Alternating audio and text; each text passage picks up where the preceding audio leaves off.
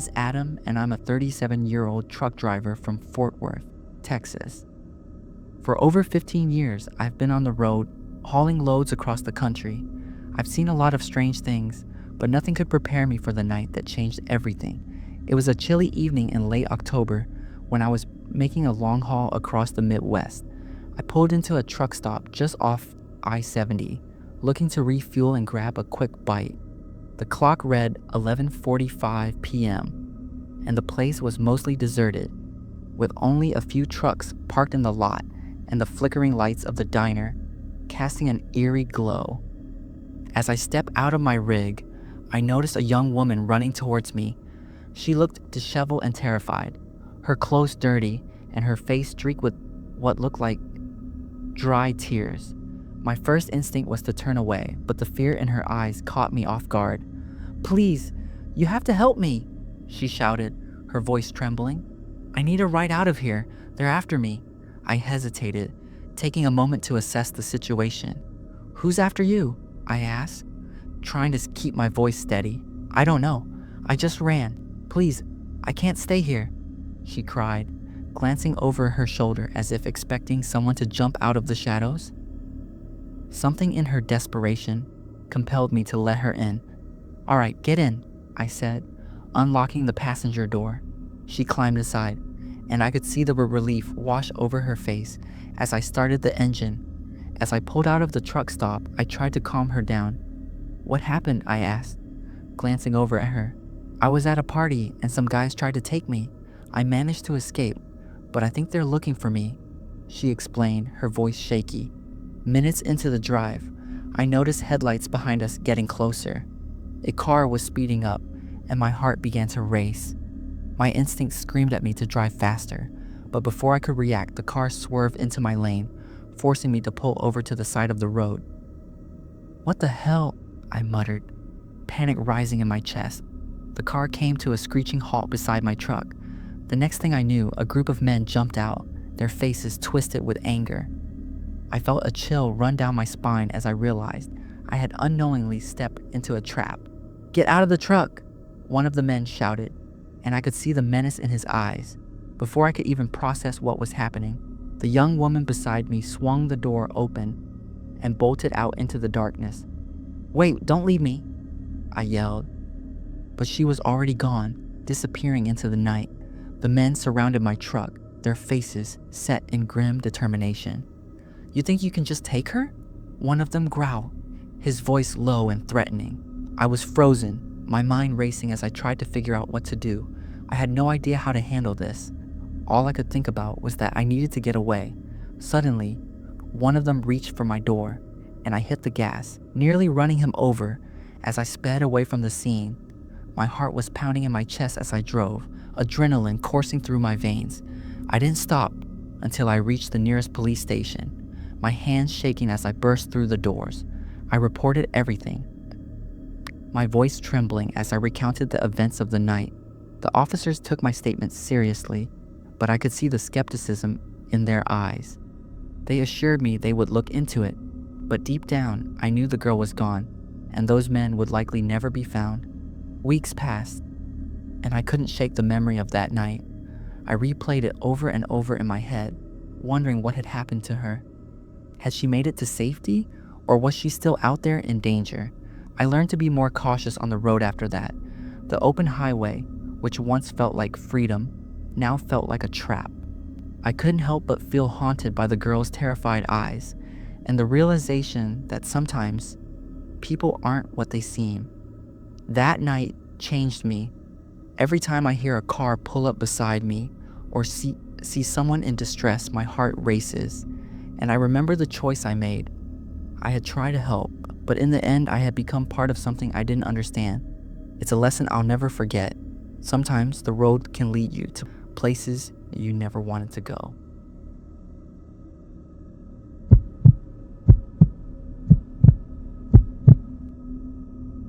My name is Steve, and I'm a 42-year-old truck driver based in Nashville, Tennessee. I've been on the road for nearly 20 years, delivering supplies to remote warehouses and businesses. Most of my stops are familiar, and I've built a routine that keeps me comfortable. But one night changed everything. and it was a journey into darkness that I'll never forget. It started with a last-minute call from my dispatcher. "Steve, I need you to make a drop-off at a new location," he said, his voice sounding a bit rushed. "It's off Route 45 down a winding road. Shouldn't take you too long."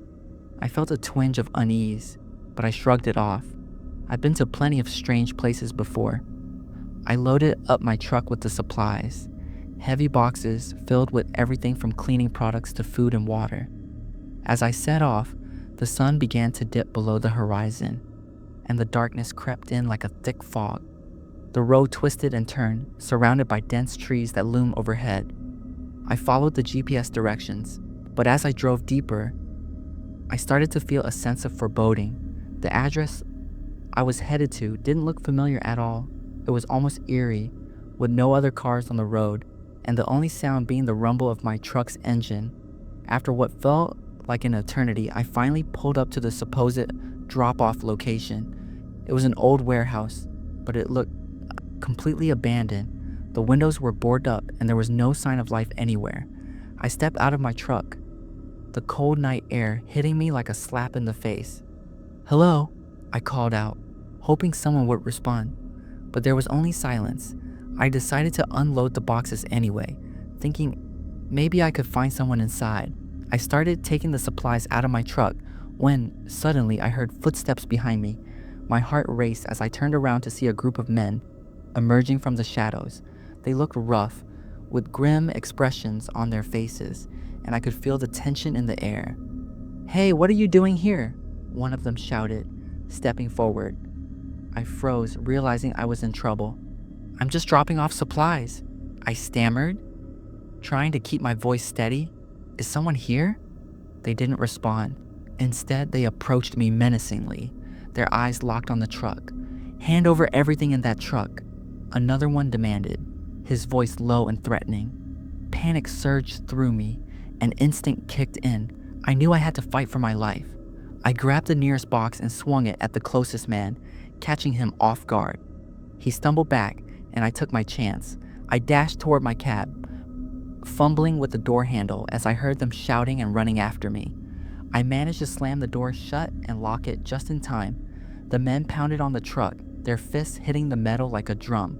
"Get out of there!" one of them yelled, and I could hear the anger in his voice. My heart was racing as I fumbled for the keys, my hands shaking. I started the engine and floored the gas pedal. The truck lurched forward, and I felt a rush of adrenaline as I sped away from the warehouse.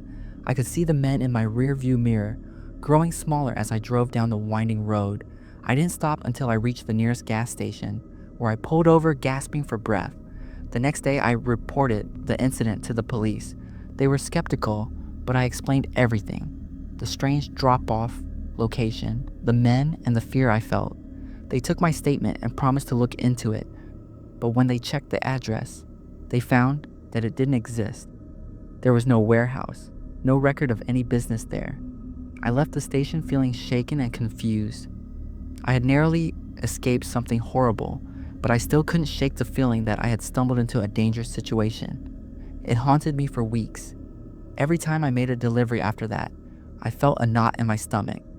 I learned to trust my instincts and never take a job that felt off. The road, which used to feel like freedom, now felt like a trap, and I was constantly looking over my shoulder, waiting for something to happen. That experience taught me that darkness can lurk in the most unexpected places. Sometimes the places we think are safe can lead us to danger. I'll never forget that night at the abandoned warehouse, and I'll always wonder what would have happened if I hadn't managed to escape.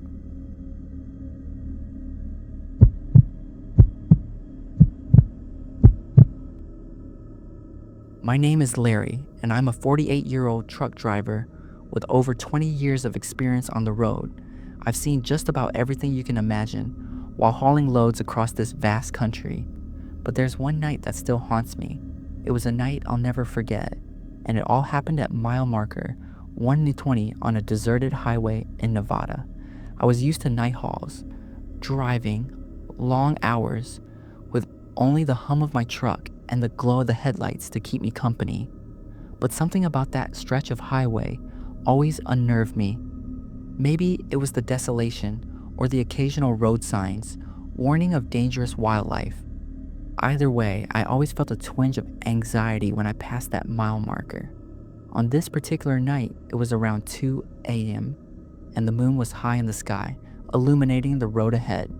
I was lost in my thoughts when I spotted a beat-up car parked on the side of the road.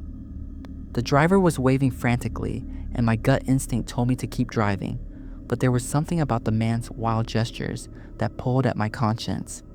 Against my better judgment, I decided to pull over and see if he needed help.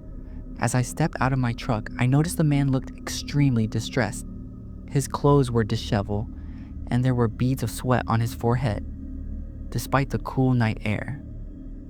"Thank you for stopping," he exclaimed, his voice shaky. "I'm in a real bind here." "What's going on?" I asked, trying to keep my tone calm. "My girlfriend and I were driving, and we broke down. She went to look for help, but she hasn't come back," he explained, glancing nervously into the darkness. "I've been waiting for over an hour. Can you help me find her?" Against my instincts, I felt compelled to assist him. I agreed to wait a little longer, hoping she'd return. As the minutes ticked by, I started to feel uneasy. Why hadn't she come back yet? I kept looking down the road, half expecting to see her walking towards us. After about 30 minutes, I offered to call the police. "Maybe they can help," I suggested. "No, don't do that," he snapped, his eyes widening. "They won't help. I just need to wait a little longer." That raised alarm bells in my head. His reaction felt strange, but I didn't want to escalate the situation. I decided it was time to leave. "Look, I'm sorry, but I can't wait any longer. I've got a delivery to make," I said, backing away slowly. "Please, just a few more minutes," he pleaded, desperation creeping into his voice. I shook my head, feeling the weight of my decision. I climbed back into my truck and drove off, glancing in my rear view mirror as the man became a small figure on the side of the road. His frantic waving faded into the darkness, and I couldn't shake the feeling that something was very wrong. The next day, I was still rattled by the encounter.